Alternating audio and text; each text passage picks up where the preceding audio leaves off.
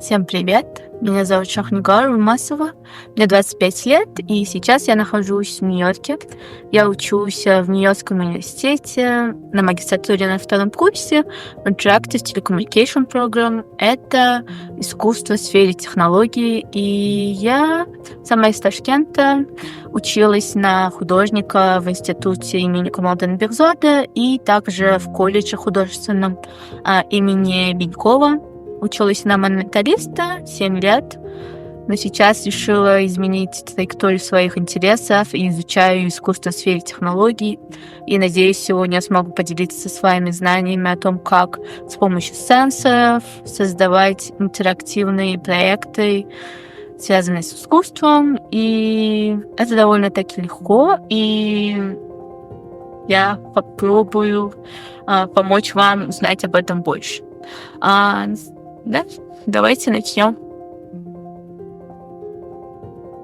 Ну что ж, давайте начнем урок. Давайте я сейчас назову инструменты, которые нам понадобятся для сегодняшнего урока, а дальше я уже объясню, для чего конкретно эти инструменты нужны и как их использовать. Первое — это с английского breadboard, материнская плата. Второе — это звуковой детектор, sound sensor. Это микроконтроллер Arduino. Нам понадобятся такие светодиоды и также резисторы такого цвета 220 Ом. Нам понадобится microUSB,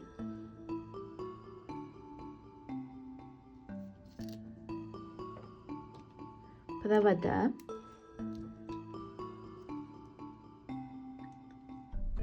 с изоляцией. Некоторые я уже оголила, но я сейчас покажу вам, как их оголять. И также есть такие провода, они называются jumper wires. Их не нужно оголять, потому что они уже оголенные, и они очень удобные. Можно ими тоже пользоваться, если такие у вас есть. Эти два инструмента называются wire strippers. Они предназначены, чтобы снимать изоляцию с проводов и оголять их. Так, как здесь. Потому что у проводов есть изоляция, и если их снять, то можно их оголить и использовать их в материнской плате.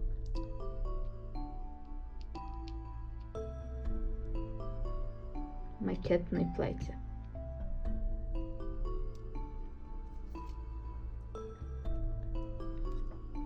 Также, если у вас нету двух этих инструментов, вместо них можно использовать обычный канцелярский нож. Я покажу также, как с помощью него оголять провода. И этот инструмент вы также можете заменить обычными ножницами или кусачками. Так, давайте поговорим о макетной плате. Структура макетной платы. Пластиковая основа. Макетная плата представляет собой пластиковую плату с сеткой отверстий, в которых удерживаются электронные компоненты и провода. Металлические полоски внутри. Под отверстиями расположены металлические полоски, которые обеспечивают электрическое соединение между отверстиями. Разделы. Клеменные колодки. Средняя часть макетной платы содержит ряды отверстий, куда вставляются такие компоненты, как резисторы, светодиоды и микросхемы. Отверстия в одном ряду электрически соединены. В одном ряду электрически они соединены. Силовые рельсы. Вот они. Плюс и минус. Это силовые рельсы по двум сторонам. Обычно они расположены по бокам макетной платы и отмечены знаками плюс и минус. Они используются для подачи питания в схему. Советы по использованию макетной платы. Я бы посоветовала вам использовать красные и черные провода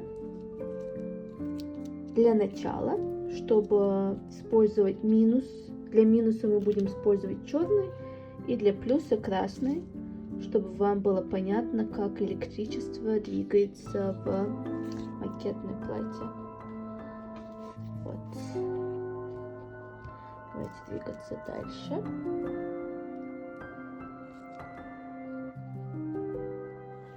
Давайте теперь поговорим о микроконтроллерах. Микроконтроллер этот конкретный называется Arduino Nano 33i.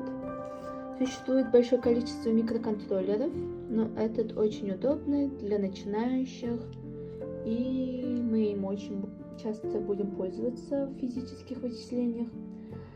Что же такое микроконтроллер и как его использовать? Это небольшой компьютер, интегрированный в один чип, и предназначен для выполнения определенных задач.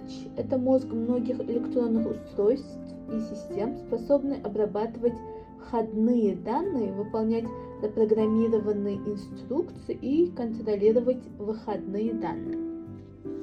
В целом мы сможем соединяться с нашим компьютером, с лаптопом с помощью этого микроконтроллера и связывать физический мир с компьютером.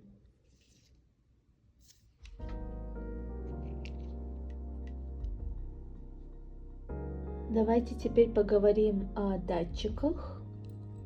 Это звуковой датчик, как мы уже сказали.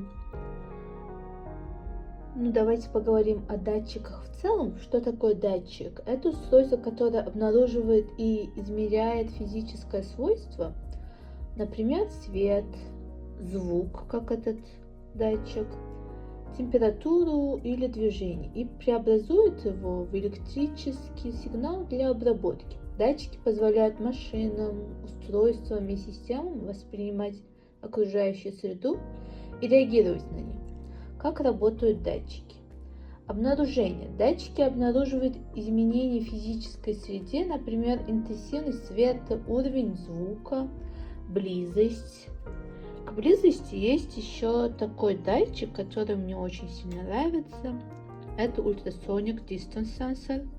Дистанционный сенсор, который очень точный, и он знает, насколько вы близки к нему. Допустим, если вы насколько близки, он скажет, что 3 сантиметра или так 10 сантиметров. И вы можете его запрограммировать так, что если я близка на 10 сантиметров, то что-то произойдет. Например, включится звук или же свет загорится и так далее. И можно очень интересные проекты с помощью этих датчиков делать. Конверсия. Преобразует обнаруженную физическую величину в электрический сигнал. Сигнал обрабатывается микроконтроллером, этим Arduino, или компьютером для дальнейшего использования. Типы датчиков. Есть датчики приближения, датчики звука, датчики температуры и так далее. На самом деле датчиков очень много, и вы можете выбрать определенно для своих целей, для своего проекта, в зависимости от для чего вам нужен датчик. Вы решаете, какой конкретно датчик вам нужен. Звуковой датчик этот обнаруживает и измеряет звуковые волны в окружающей среде, преобразуя их в электрические сигналы. Применение датчиков звука. Распознавание голоса, используемые в Алексе, например, или Google Home. Управление звуком, реагирующее на звук в светодиодных системах, реагирующие на музыку, например, в клубах, возможно, вы видели. И что это такое? Сегодня мы будем конкретно делать звуковой инструмент, который будет реагировать на хлопки или звук и освещать светодиоды. Так. Давайте теперь поговорим о светодиодах. Светодиоды — это с английского Light Emitting Diode, полупроводниковый прибор, излучающий свет при прохождении через него электрического тока. Светодиоды широко используются в электронике, поскольку они энергоэффективны, долговечны, доступны в различных цветах и размерах. Как работают светодиоды? У светодиодов есть такие ножки, одна маленькая, более короткая, и другая более длинная ножка. Длинная ножка — это анод, это плюс, и короткая ножка — это катод, минус. Так же, как и в брэдборде у нас есть плюс и минус, мы будем связывать плюс и минус диода с плюсом и минусом в нашем брэдборде, чтобы электричество текло спокойно. Теперь поговорим о резисторах. Это резистор вот такого цвета. Это 220 Ом резистор. Резисторы бывают разные, разных цветов, и они измеряются в омах. Что такое резисторы? Резистор — это пассивный электрический компонент, который ограничивает или регулирует поток электрического потока в цепи. Это один из самых основных и важных компонентов электроники. Как работают резисторы? Текущие ограничения. Резисторы создают сопротивление потоку электрического тока. Чем выше сопротивление, тем меньше ток протекает через цепь. Разделение напряжения. Резисторы могут делить напряжение в цепи, распределяя его по компонентам по мере необходимости. И в общем, резисторы нужны, чтобы наши светодиоды не сгорели, потому что очень много тока может повредить светодиоды, и резисторы нам помогут уменьшить ток, чтобы электричество легко проходило через светодиоды и выполняло свою функцию безопасно. Вот для чего и нужны резисторы.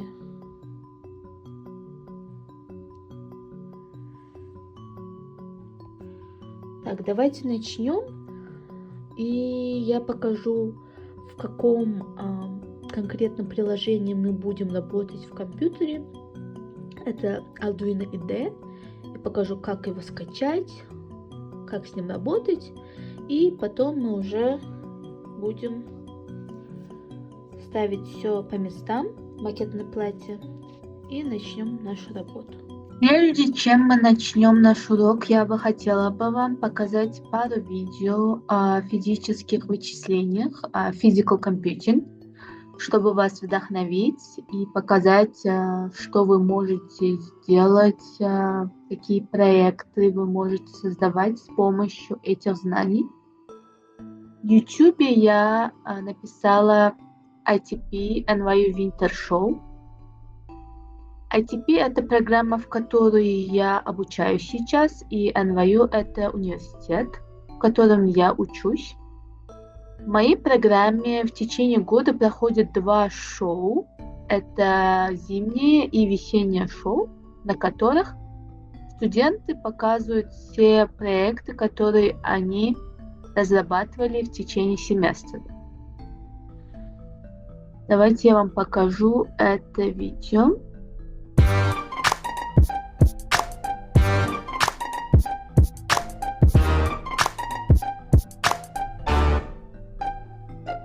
Mei Cheng loves wings, I love space, so we sort of came up with this silly idea of combining wings and space.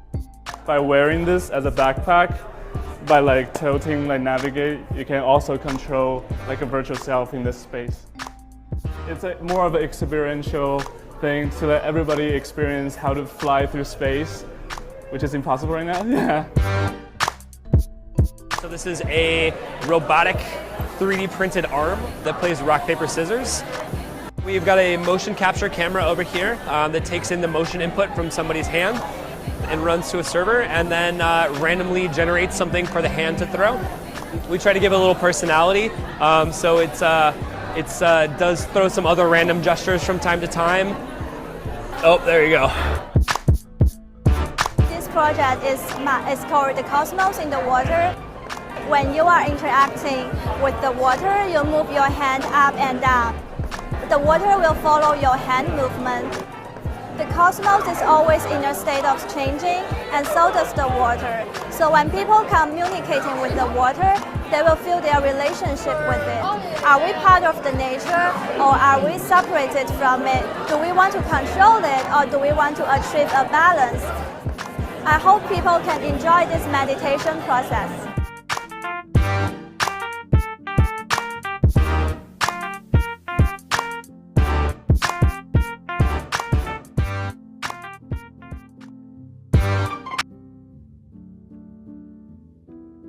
Все проекты, представленные на этом видео, основываются на знаниях, которым мы сегодня научимся. Все проекты работают с микроконтроллерами. Если вам интересно посмотреть больше проектов, связанных с физическими вычислениями, вы можете написать в YouTube ITP-NYU Winter Show или же Spring Show.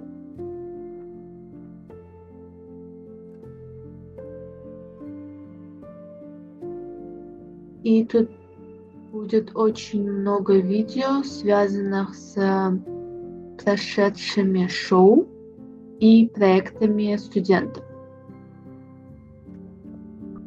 Дальше я бы хотела показать вам этот проект.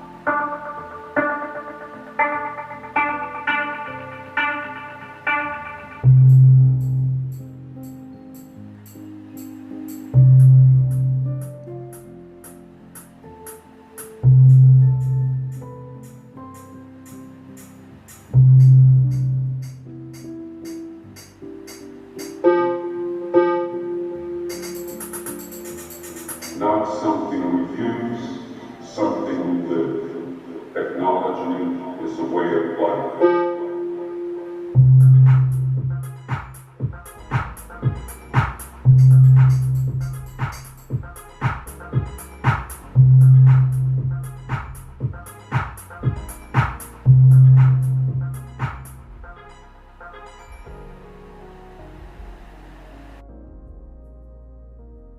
Этот проект очень похож на проект, который мы будем делать сегодня. С помощью звуковых сенсоров мы будем освещать светодиоды. И этот проект очень сильно похож на то, что мы будем делать. Если вы сегодня научитесь и узнаете, как это работает, то в дальнейшем вы сможете создавать такие интерактивные проекты.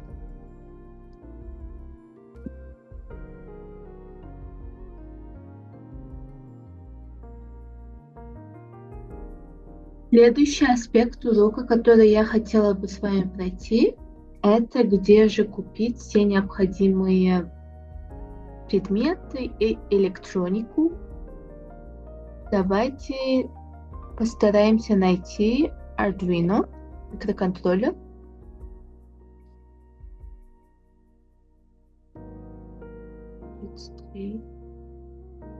Yes. Fine.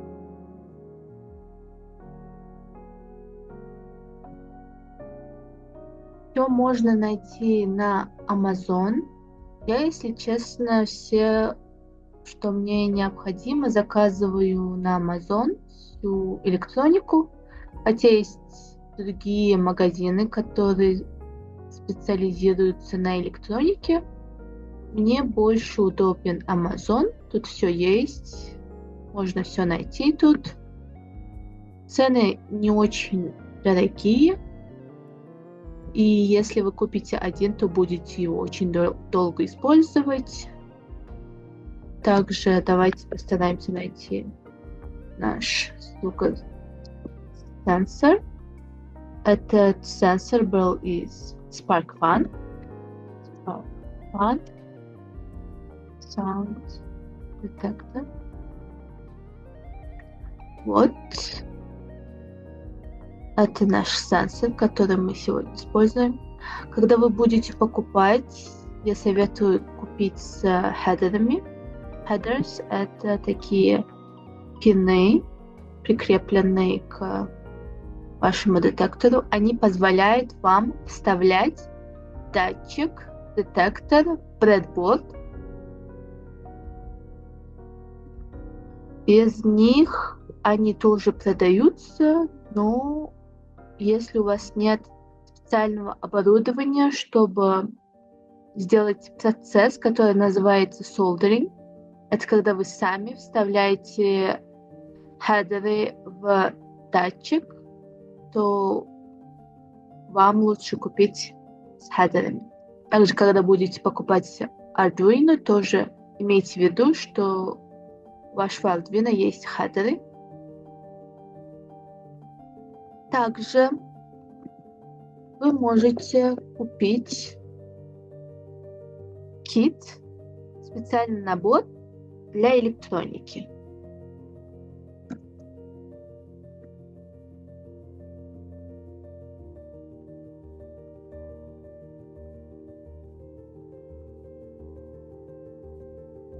Electronics Kits.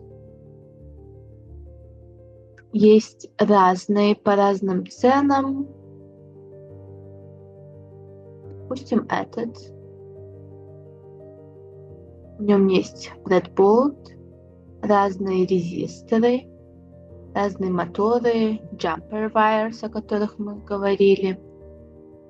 Здесь есть микроконтроллеры, но этот микроконтроллеры не Arduino. Я с ними не работала и не знаю, как с ними работать. Это датчики, о которых мы говорили. И, в принципе, в этих наборах есть большое количество предметов электроники, которые вам будут нужны в процессе обучения.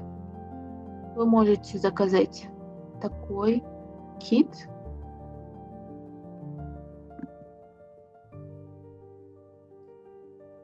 Также давайте пройдем другие сайты. Есть такой сайт, называется DigiKey.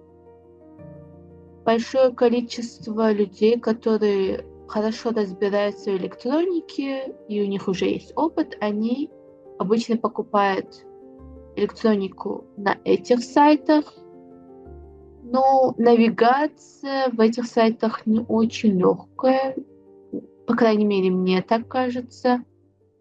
И поэтому я обычно покупаю на Amazon. Для бигинера Amazon — это то, что надо, мне кажется, чтобы заказывать свою электронику. Также есть SparkFun.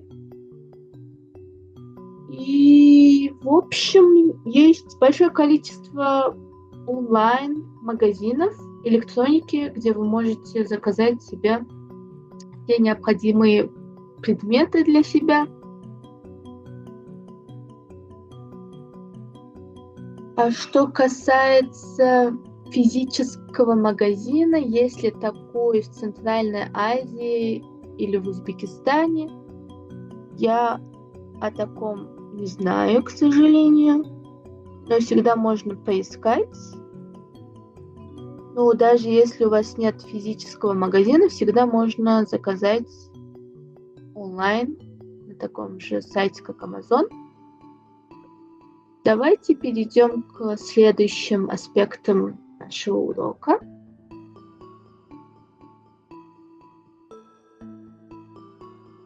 Мы с вами сегодня будем работать в программе, называющейся Arduino IDE. Вот она.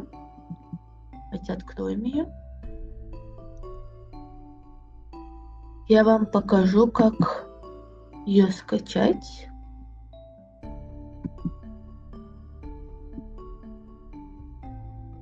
Пишем Arduino IDE. Download.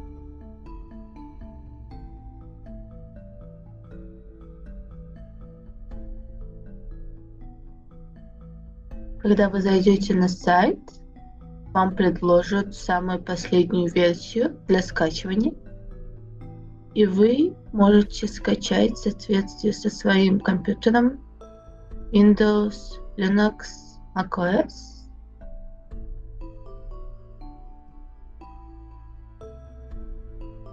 После того, как скачаете, зайдите в программу. Так, это код, который нам понадобится для того, чтобы запрограммировать наш микроконтроллер. Я его подготовила заранее. Сейчас объясню, как им пользоваться.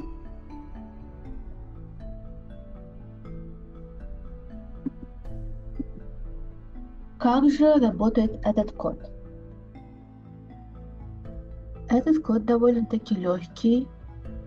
Вы можете его написать с скрина экрана, или же мы прикрепим код в описании к видео, где вы можете его скачать и использовать.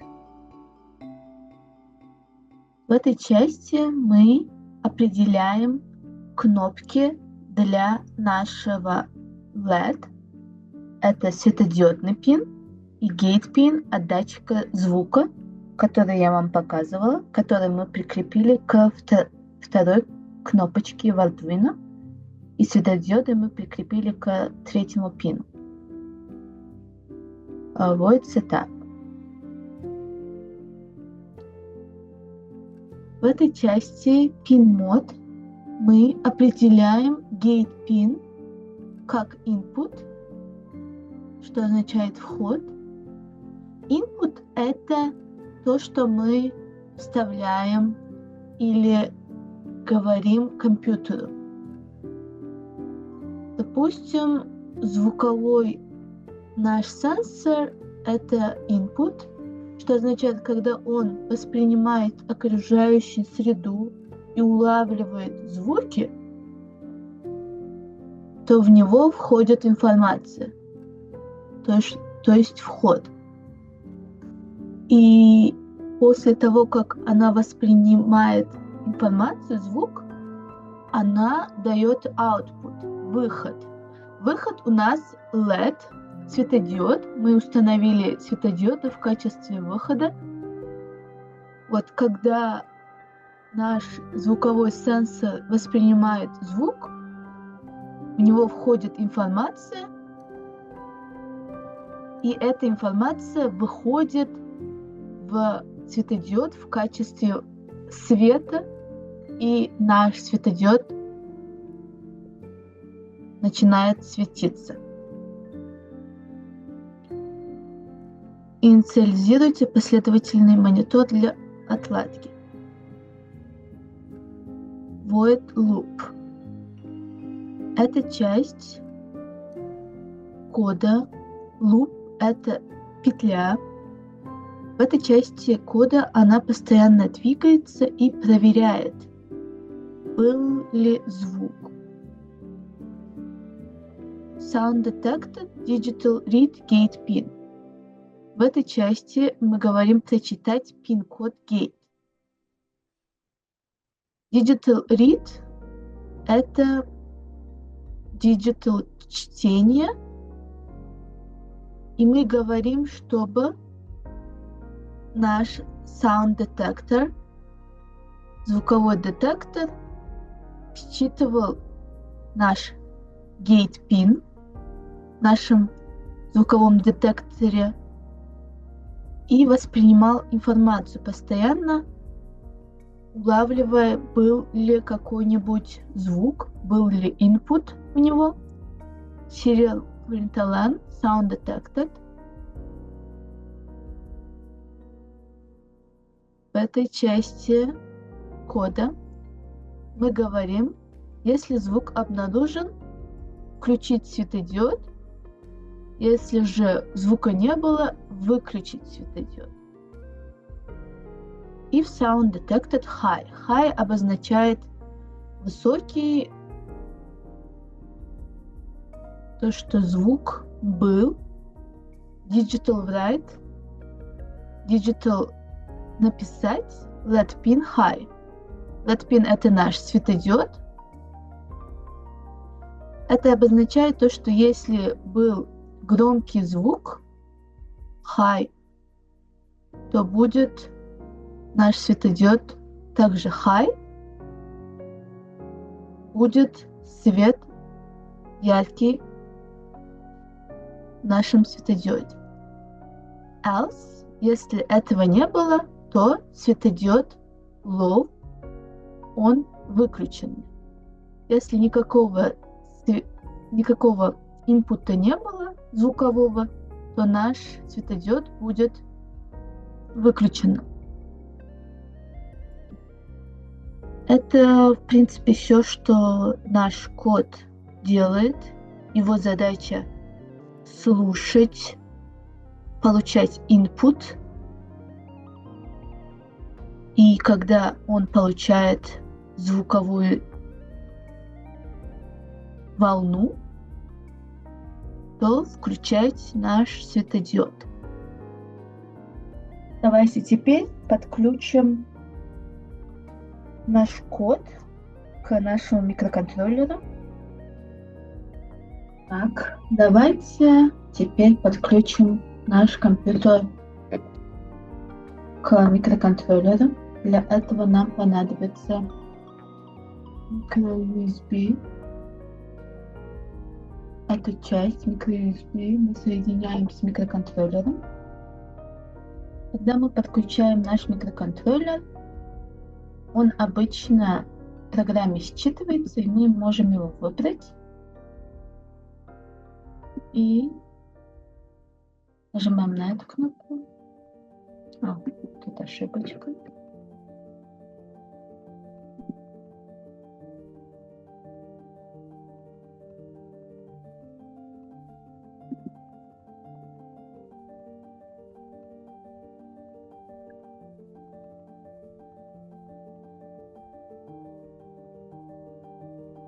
Код загружается сейчас.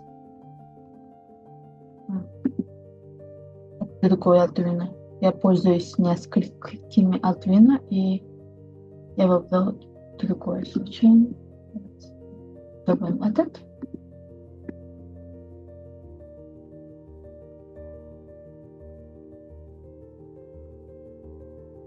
Как вы видите, он его нашел. Done uploading. Теперь здесь есть кнопка, называется Serial Monitor. Мы его включаем. Можете видеть, что здесь много нолей. Это означает, что звукодетектор не воспринимает звук пока что.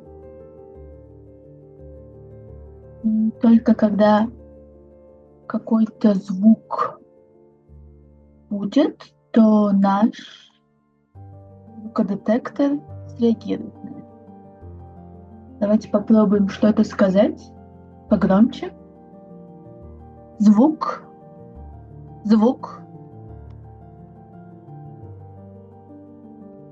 Как вы можете видеть, наш светодиод работает. Звук. Sound. Он реагирует на громкий звук. И как мы говорили в коде, когда sound detector не воспринимает звук, или он очень низкий, или его нет, то светодиоды выключены. Но когда же детектор воспринимает звук, то он помогает светодиоду, и он начинает гореть. Sound. Sound. Музыка.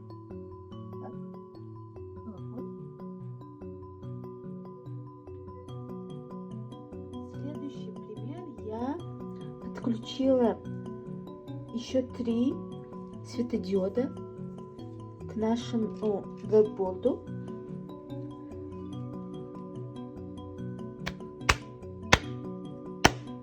Уже это выглядит более эффектно. Sound, sound.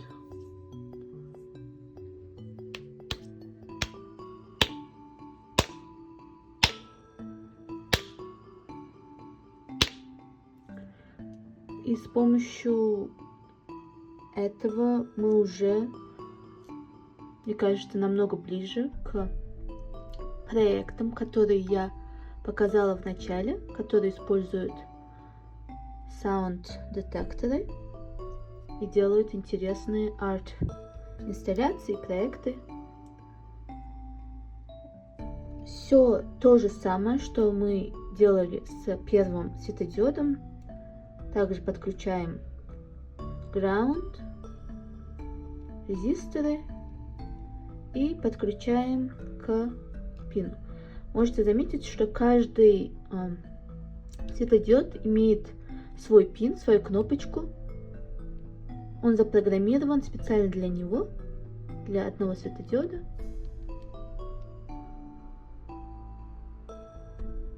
И так он работает. Код для этого светодиода с 4 светодиодами я прикреплю к этому видео, чтобы вы могли его скачать и попробовать поработать с большим количеством светодиодов. Так мы подходим к завершению нашего урока. И прежде чем мы закончим его, я бы хотела с вами поделиться несколькими ресурсами, где вы можете дальше обучаться физическим вычислениям, искать информацию и учиться дальше. Здесь есть много сайтов для любителей электроники, где люди делятся проектами, над которыми они работают, и дают всю инструкцию, как построить такие же проекты. Допустим, этот сайт Tinkercad.com. Вы можете сюда зайти, тут будут много проектов, связанных с физическими вычислениями, с сенсорами. Допустим, давайте выберем этот урок Personal Desktop Assistant Board. Тут будет предоставлено видео, где все вам объяснят, покажут, как это все делать. Также будет здесь даны вам все инструкции, какие микроконтроллеры вам нужны, что вы должны купить, какие предметы вам нужны, и также схему электроники, как все подключить к брэдборду. Вот. Также у вас будет код, вам предоставят код и покажут, как с ним работать. И это очень даже удобный способ обучаться физику компьютингу. И тут довольно очень много интересных проектов, которые вы можете посмотреть, изучить это все.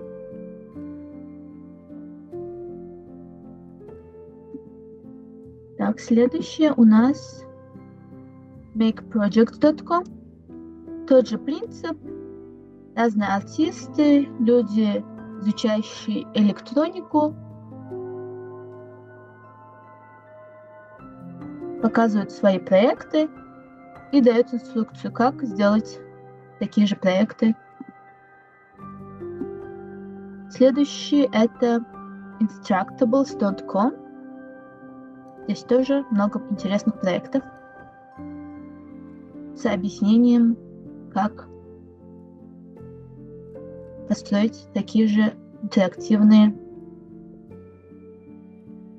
проекты.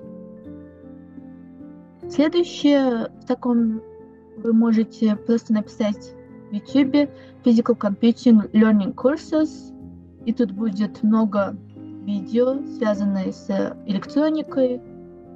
Тоже очень удобный способ обучаться. И напоследок это книги.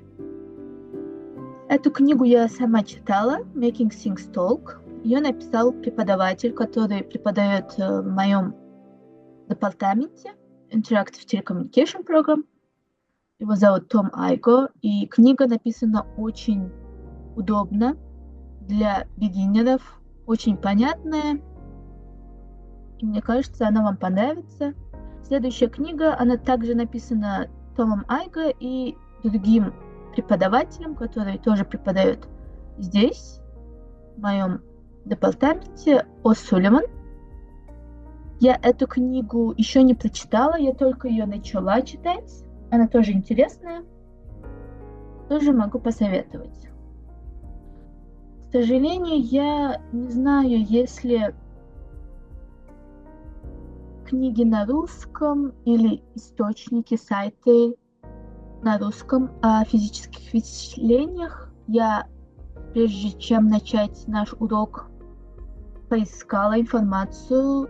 Тут не было очень много информации, поэтому, если вы знаете английский, это плюс, чтобы продолжать обучаться. А если же нет, то, надеюсь, возможно, в будущем я напишу пару видео, связанных с физическими вычислениями в дальнейшем. И на этом все. На домашнее задание я бы вам дала, чтобы вы попробовали сделать какой-то интерактивный проект, связанный с саунд-детекторами, звуковыми детекторами и диодами. Возможно, вы напишите код так, чтобы диоды загорались по-другому, не все сразу, а один за другим. Или же первый загорается, потом четвертый, а только потом третий и второй. Попробуйте поиграть с кодом и посмотреть, как у вас работают диоды.